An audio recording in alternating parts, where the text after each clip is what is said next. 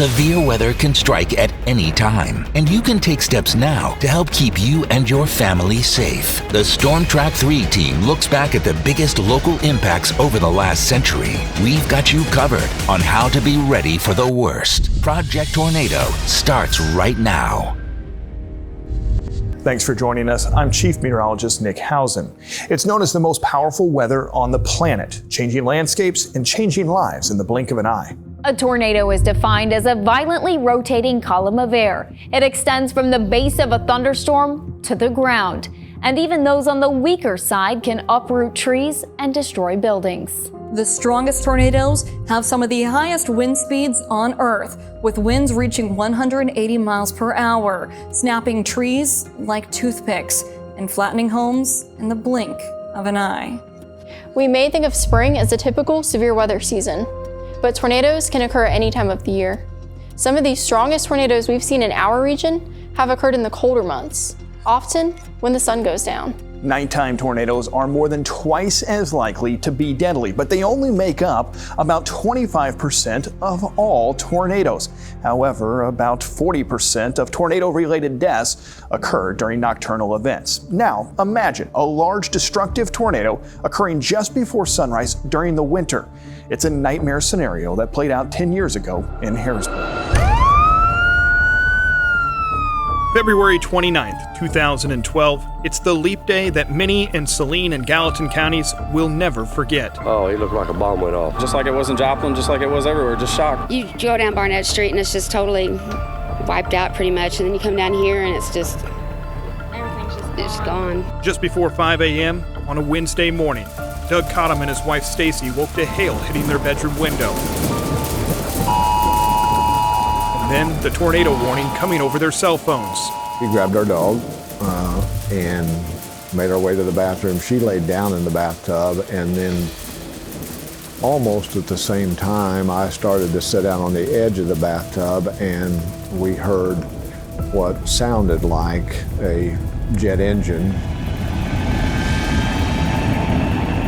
That sound was the tornado bearing down on the Cottom's duplex. We started to hear the nails being pulled out of our home, basically like you use a hammer and pull nails out of a board. Moving at more than 60 miles per hour and winds up to 180 miles per hour, the tornado tore through the southeast side of Harrisburg, destroying everything in its path. We were literally taken across the street over the other houses out into a field on the other side of the street. And somehow survived it. Many of their neighbors, not so lucky. In total, 8 people lost their lives that morning, 7 of them living in the duplexes neighboring the Cottoms. We knew those people real well. They were our next door neighbors. In fact, the one gal was connected to us in that duplex. So that was, without question, that was the toughest part. It's been 10 years now, and the area that was left mangled by the tornado looks much different. And those who led the recovery and rebuild have had time to reflect. After all these years, the big thing that sticks out to me is how we came together.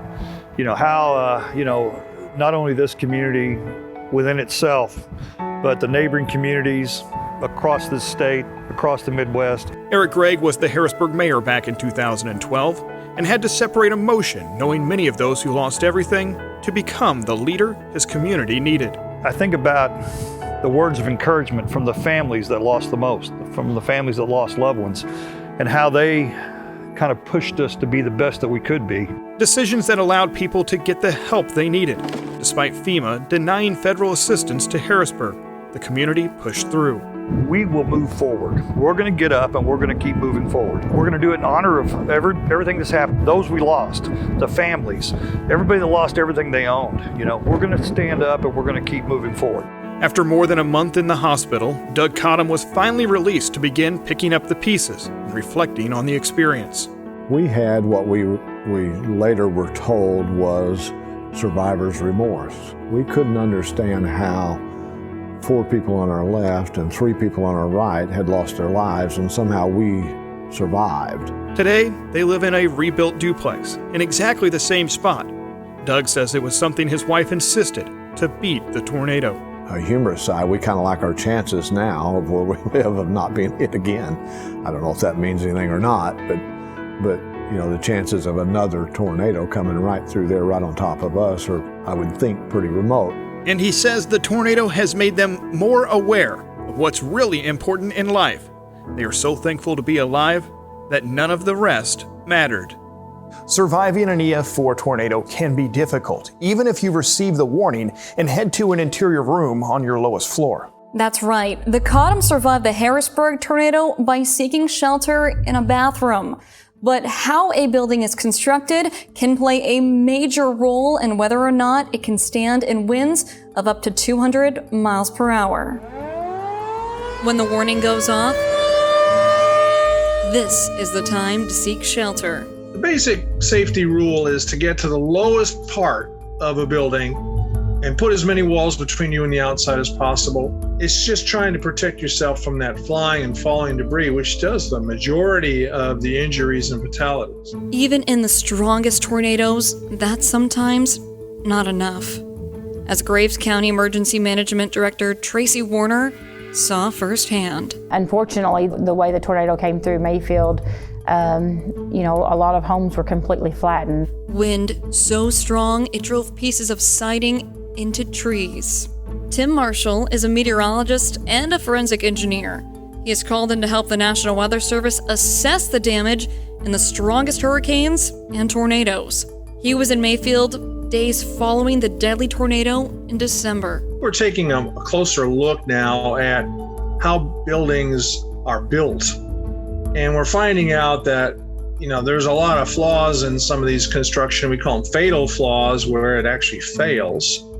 And we're finding that it doesn't take a 200 or even a 300 mile an hour wind to knock down a house. Marshall looks at the finer details, to when a building was built and to how it was constructed. If you go back and look at the way the building codes have been, and being in a rural area, the contractors have to basically follow the minimum. That would be around a 90 mile per hour, 3-second gust equivalent. So that's not very much, and this tornado had wind speeds of up to 190 miles an hour. Wood-framed homes that are built on concrete or crawl spaces are often attached poorly, or not at all. Other buildings, made of brick, like this old church, may have been safe on one side, but not the other. There was a church that had two kind of stairways on either side. And one was completely filled with 10 feet of brick masonry. Certainly would not have been a good place to be. But the other one on the other side was fine.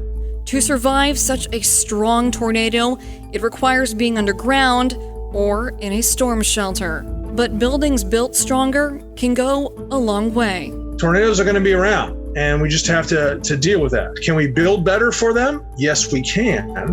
But don't leave it up to the building code. You'll have to take matters into your own hands and build a better building if you want to. Marshall, along with Warner, hope to see Mayfield rebuilt and constructed better, and hopes that more plans are ahead of time in case a disaster strikes again. You don't have a plan, you need to come up with one, because it could save your life.